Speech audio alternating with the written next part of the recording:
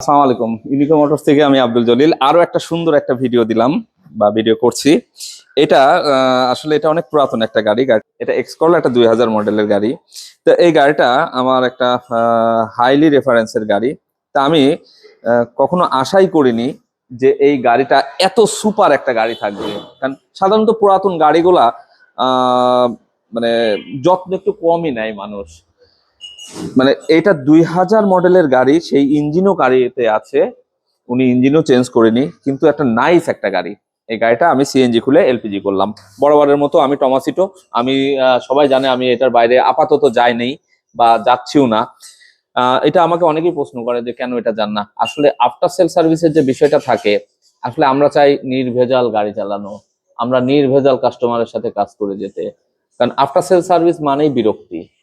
তো এই গাড়িটা আমি করলাম। আমি পেছন সাইডটা একটু দেখাই।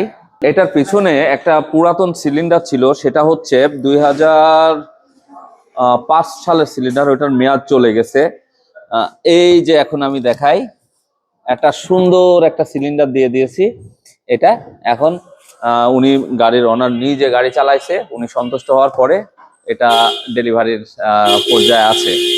তা আমি সাধারণত বলি কি, আপনারা যারা সিএনজি গাড়ি চালাচ্ছেন, সিএনজি গাড়ি চালাইলে হয় কি, আপনি একটু হয়তো সাশ্রয়ী হচ্ছেন, কিন্তু আপনি কিন্তু যন্ত্রণা নিয়েই ঘুরতেছেন।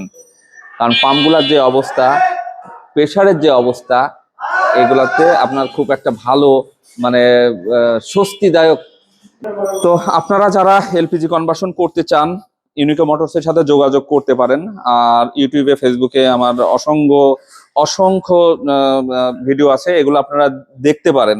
আসলে করেন আর না করেন সেটা পরের কথা। এটা দিয়ে আপনাদের সাধারণ একটা প্রাথমিক ধারণা আসে আসলে কেমন ভাবে করে, কি প্রোডাক্ট দিয়ে করতে হয়।